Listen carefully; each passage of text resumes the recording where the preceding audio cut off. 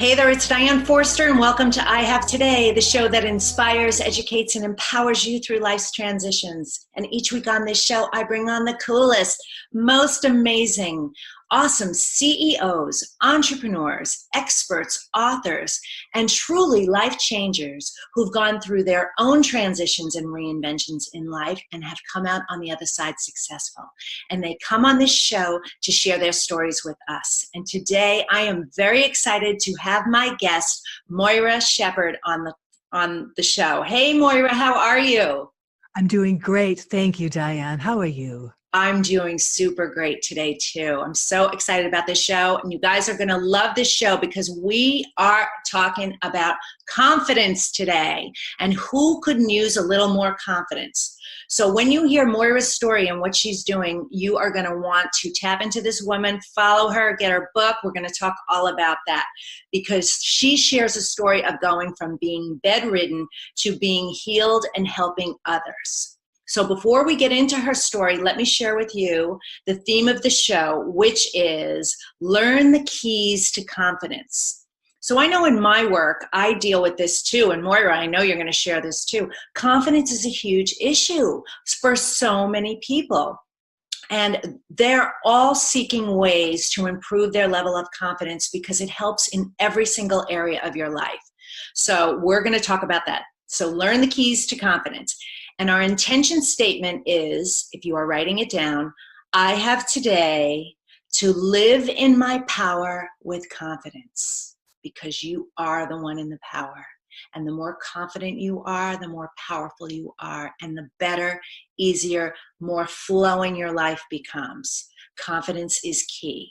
So write that down, let it anchor in. That's your mantra for the week. That's your intention statement. If you follow me on social media, my Instagram page is Diane Forster Official, and we have a tab there with wallpaper. So you can just download all the wallpaper that we put up there. This one will be loaded by the time this episode airs. So you can use this to boost your confidence throughout the week, okay? All right, so here we go. So Moira, before we get into your story, I would like to share with the audience a little bit about you. So Moira Shepherd, confidence expert, received a calling to heal the world when she had been confined to bed by a back injury for 7 years. The call jump-started her journey back into a productive life and successful career as a writer, healer, radio host, and business owner. Since 2004, she has had the privilege of helping coaches, healers, speakers, and writers to build confidence they need to share their gifts through private and group coaching, webinars, and workshops. Moira's new book is Love Your Way to Success, 5 Keys to Confidence for Creative Women Entrepreneurs, and we're going to talk about that. Very, very excited. So again, welcome to the show. Thank you for being here and sharing yourself with us and with the audience. It's an honor. I'm delighted. Thank you. Well, thank you so much. Wow, I treasure and value your time, and I know it's going to be an enlightening show. So would you mind, tell us the story. What happened to you, for you, all of it? It all began on the 31st of March, 1997. I had been doing my job. I pitched in by carrying some boxes down to the mailing area, and it was no big deal. Usually carrying 50-pound boxes. I was a total gym rat. I worked out every day for 20 years, so hefting 50 pounds of magazines or whatever was no big deal until that day when it was. I felt this tiny little snick in my spine. That was it. That was all that I felt. And so I continued carrying boxes down until they were all done, since somebody had run off with our handcart. And it wasn't until I was sitting over a Guinness with some friends watching the sunset on Venice Beach that I started noticing I wasn't really feeling very comfortable sitting. So I excused myself and went home and went to bed at 6:30 at night, which was very unlike me. And I woke up at 3:30 in the morning feeling like somebody had taken a steel hammer and was just smashing into my spine. It was throbbing. My spine was on fire. I was in agony, and I wanted to move, to shift my position to see if I could get more comfortable, but I couldn't move. Wow. I was paralyzed. It was wow. My body was suddenly my cage. It was so frightening. And I had no phone by the bed at that time. So I was really panicking and I started crying. And I realized very quickly I was going to drown in my own tears if I didn't calm down. So I started breathing, and I noticed that if I moved just a tiny, tiny bit, like inch, that I was able to move. So about 5 hours later, I made it to the living room and called for help. And that got me into my journey with the workers' compensation system. Since the injury had happened on the job, it got me into the journey of Western medicine, surgery. I resisted surgery at first. I really wanted a holistic solution. So they said, okay, we'll send you to physical therapy. I couldn't do a thing. The day before, I had been able to do 120 sit-ups and bench press 100 pounds. And the next day, I could not, I couldn't do anything. Wow. I couldn't do anything. It was terrifying. So I gave in to the suggestion for surgery. I ended up having 5 surgeries on my back. They all failed. And about 4 years into this, I was seeing the doctor, and I got the courage to ask a question I wasn't really sure I wanted to know the answer to. I said, so is this going to be my life? 4 walls and seeing you guys once a month? My father drives me to your office. And they said, well, pretty much, yeah, we fused your spine. There's nothing left to do. Surgically, you're at the end of the road. Wow. I was in shock. I could hardly speak. My dad drove me home in silence. He could see that I was feeling like if anybody talks to me right now, I'm going to shatter into a million pieces. So he just brought me back to my place and kissed me on the cheek and said, call when you want to talk. And I was left to myself. So that was how long after you were bedridden? That was 4 years in. That was around January 2001. Okay. So you had been suffering all of this time, going through surgeries and doing what you could to heal yourself. So 4 years into it, this is the diagnosis that you get. This is the diagnosis. So what did you do next? What empowered you to start, your healing journey for yourself? A little voice spoke up inside of me and said, well, thank you for sharing your opinion. I did ask, and I'm going to get well now. So I made that decision, or something prompted me to make that decision. It felt like something greater than myself that was kind of announcing this intention that, okay, we're going to go and get well now. So my father found me a hypnotherapist who specialized in chronic pain. In our very first session, he showed me how to control the pain with my mind to such an extent that by the time I got home, I got on the phone with my doctors and said, I want you to give me a taper down program on the narcotic painkillers. Help me get off of them. So within 3 months, I was narcotic free, and my brain started feeling a little more like a brain and a lot less like cotton candy, which was fantastic. I still didn't have a lot of mobility. I could be vertical for maybe 10, 15 minutes a day, which was great because now I could shower and feed myself, which was awesome. And I started getting restless, though, mentally restless, emotionally restless. It's like, okay, now that I can think again, what am I going to do? So I talked with my nurse case manager, sent me to the vocational rehab guy who said, this thing called the internet has happened while you've been away. So we're going to put you online for classes for retraining. We'll get you a laptop on a table that'll roll right over your daybed so you can just type lying down and take your classes. So I ended up launching my first business from my daybed. Wow. I created a copywriting business. I'd been in newspapers for many years and magazines, and so I started writing promotional copy for websites, brochures, business cards, all kinds of things. And my clients never knew about my condition. There was no reason because we could do everything by phone, fax, and email in those days.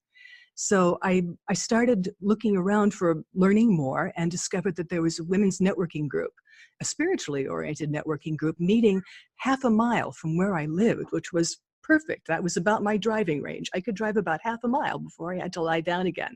So I called them up and said, I'd love to come to these, but I need to lie down. I've got my own chaise in my trunk. We just need to lay it out. Is that okay with you if I attend your meetings lying down? And they said, of course, come on. So I went and felt pretty terrified because by this time I had not been in the room with more than 3 or 4 people in years and years and years. And here were 80 people.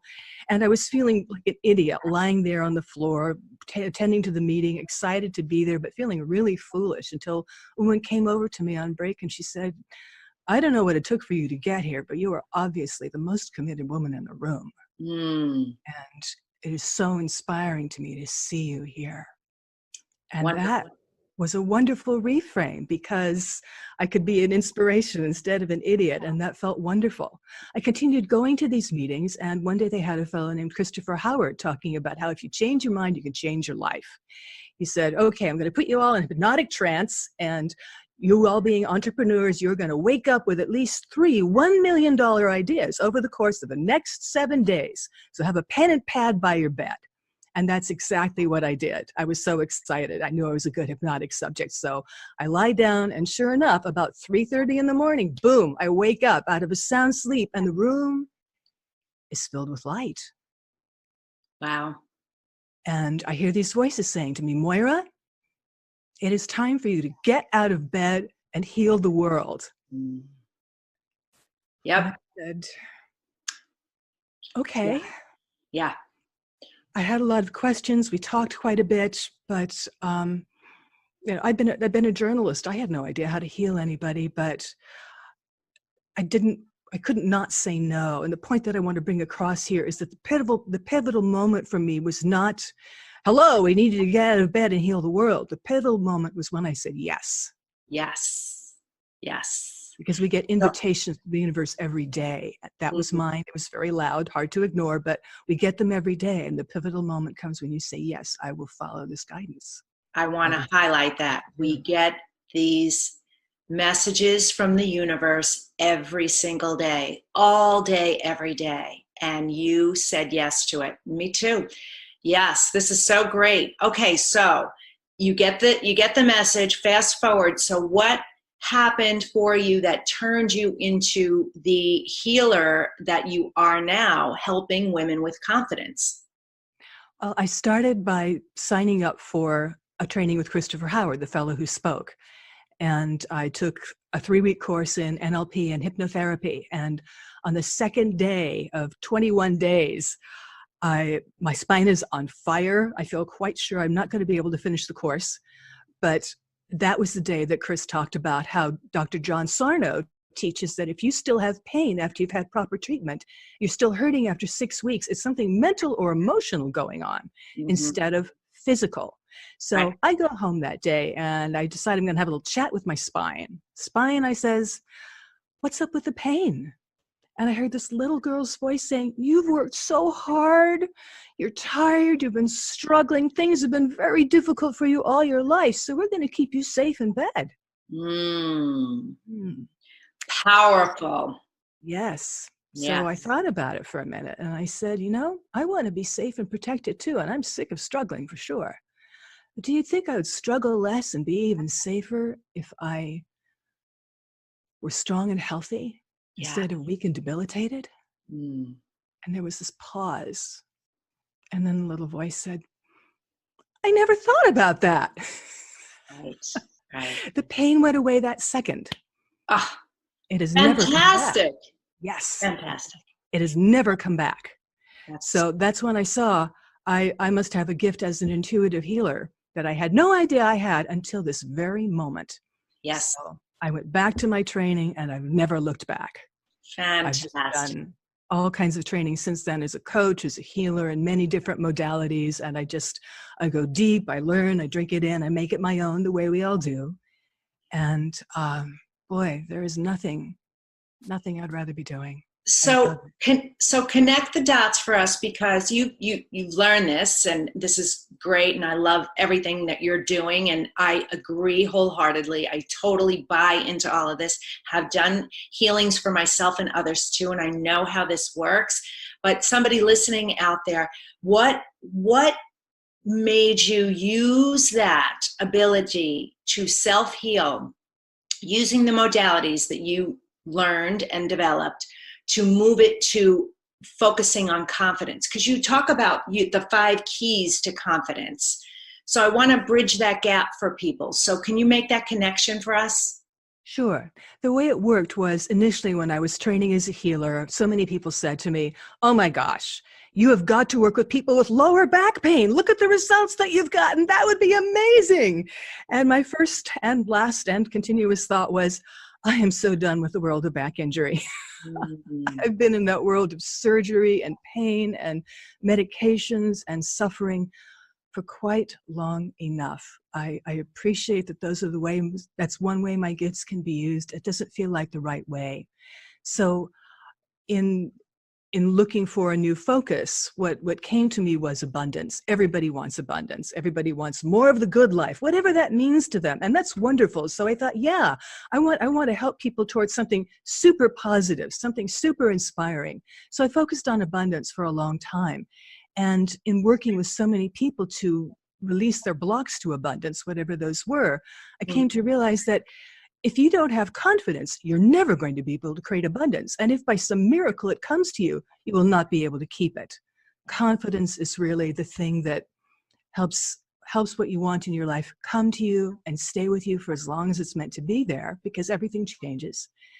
And so I thought, okay, let's hone in on confidence, because that unlocks the door to Mhm.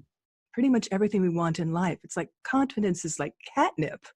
It Yes. attracts clients, customers, promotions, opportunities, romantic partners, friends, like-minded people. Without without confidence, you often just stay where you are. But with confidence, you can go very far. It's There's no true. knowing how far. It's true. The underlying belief that most of us have is feelings of unworthiness, don't feel deserving. And that stems from, you know, it shows up as a lack of confidence. So, okay, can you share some or all of the keys with us? Just give us an idea of what that looks like.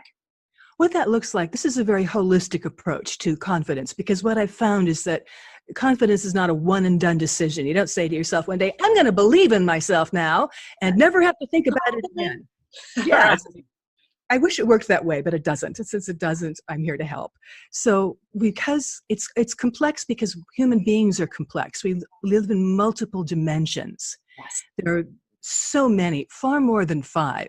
But I thought that to be starting with, it would be good to start in with 5 key elements, which is the mind, the heart, the body, the spirit, and serving something greater than yourself. So I teach people how to master their mind, how to honor their heart, because it's so important to honor our emotions instead of suppress them or let them carry us off in a tidal wave.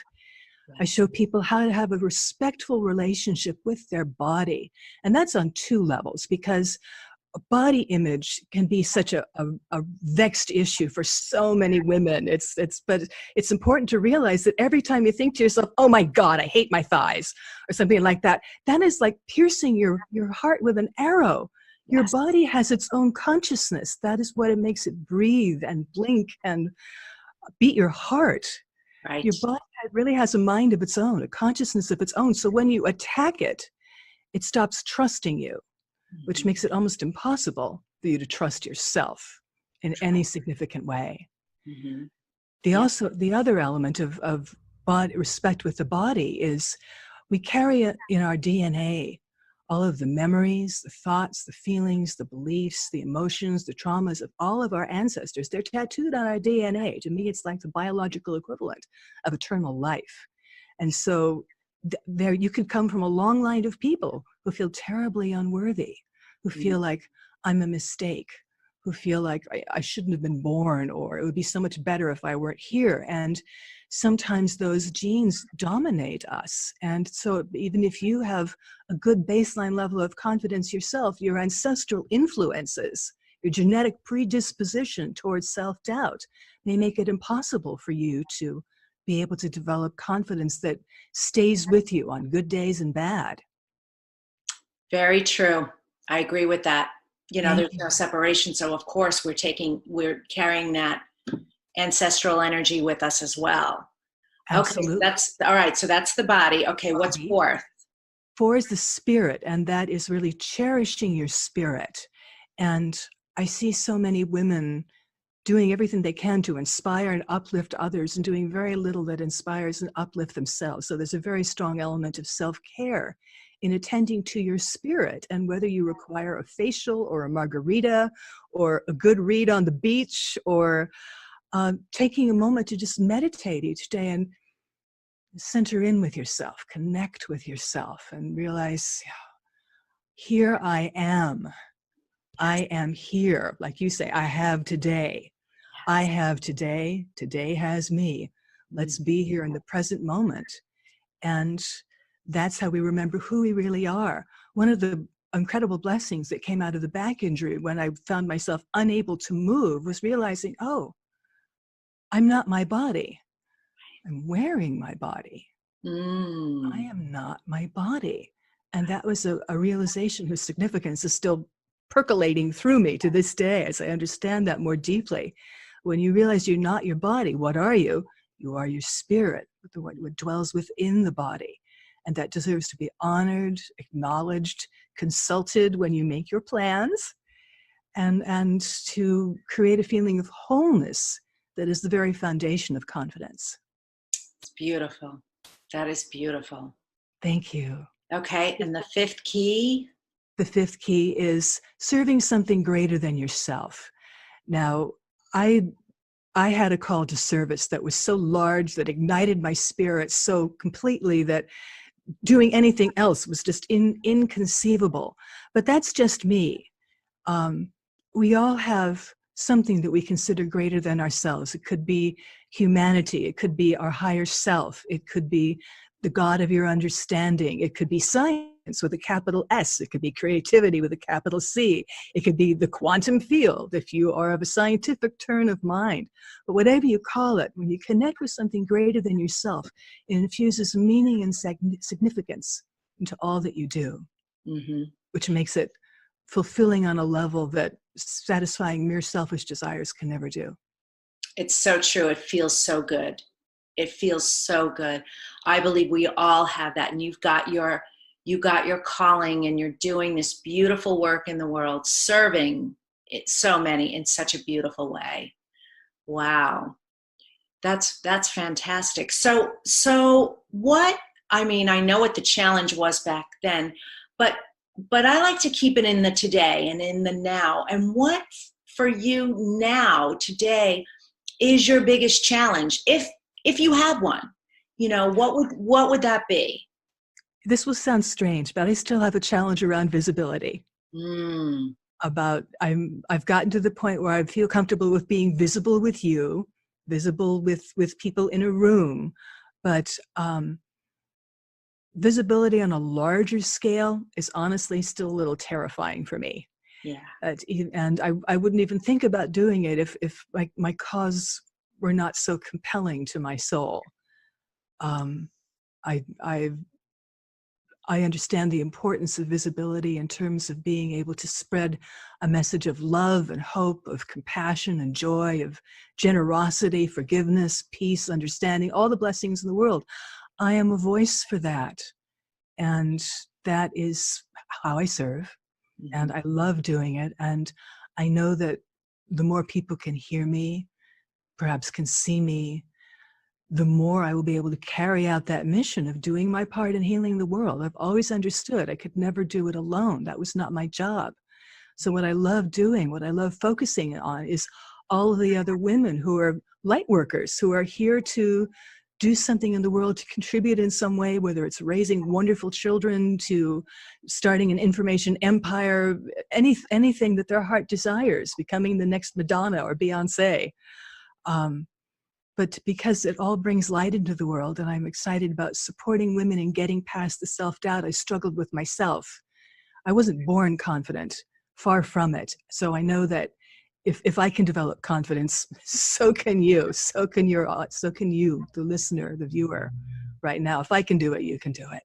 Yeah, what I love about that, very honest vulnerable answer you just gave is you have learned all of this. You are doing this work. You are putting yourself out there. You feel and know that you want to be doing it on a greater level, and yet there's a little bit of that fear still and self-doubt that you just said that's holding you back. So you are a practitioner and a preacher of confidence and still a student of life when it comes to confidence, which is what I think. I love that so much because we're still all evolving, learning, growing, expanding every day. And I feel that about myself too. I teach at I Have Today about intentional living and really living in the present moment and mindset manifestations. We have some synergy here, but I'm still a student of this every day. And I have to practice what I preach every single day. And I think that's such a powerful takeaway for the audience to hear, that we're never done. We're never done. So we're always still working on that and progressing and learning more. And that's so, just touched my heart so much that you said that. Thank you for that, being so candid and honest about that. So I'm with you, sister. I hear you. So to that note, I ask all my guests, how do you live the I Have Today way, which is intentionally in the present moment? What is that for you? It's very simple. I take a moment, at least a moment each day, and get quiet and ask guidance, ask God, what is mine to do today? Help me to know it. Help me to do it. Ooh. Thank you. Beautiful. That's beautiful. So you're creating the awareness, you're setting the intention, and you're asking for the guidance and the support. Love it. Love everything about that. So wonderful. So, well, how can the audience find out more about you? And just so everyone knows, again, her book is called, hang on, let me get the right name of it. I don't want to screw it up. Love Your Way to Success, 5 Keys to Confidence for Creative Women Entrepreneurs. We're going to have a link for the book here in the description for the show on YouTube, and then on all the podcasting platforms as well as our at dianeforster.com on the podcast page. So you'll be able to get it. We'll make it super easy for you guys to get it. And then how can people learn more about you? You can visit moirashepard.com. That's MoiraShepard.com. And the title of my forthcoming podcast, when that comes out, is Show of Confidence with Moira Shepard. Yes. So let's keep our eyes and ears out for that, Show of Confidence. Well, it's been a true pleasure having you on the show. Is there any final tip or advice you'd like to share? I'd like to encourage everyone to ask for help. None of us are alone. We are all surrounded by guides, guardians, angels, ascended masters, a whole big God squad. And many of them are unemployed angels just waiting around for you to ask them for help. So go ahead and ask. Whenever I do that, they say, ask for more, ask for more. You never ask for enough, ask for more. So it's okay to ask. It's important to recognize that asking for help is a sign of strength rather than weakness. It takes a great deal of courage to ask for help, and your angels will love you and help you just the same. So make an angel's day. Ask for help. Oh, beautiful. I love that. And you're right. You're right. I once heard I was watching something, and they said, do you have any idea how bored the angels are waiting for us to ask for help? And God, so you said it beautifully. And what'd you call it? Your God squad? Yes. Fantastic. Well, it's been a pleasure having you on the show. Again, our theme for the show this week was Learn the Keys to Confidence, and the intention statement was, I have today to live in my power with confidence. This is Diane Forster. If you want to, I'm going to ask you please to subscribe to my show, both on YouTube, my YouTube channel, and the podcast, I Have Today with Diane Forster, and follow us on social media at Diane Forster Official, and we'll see you next time. Take care. Bye-bye.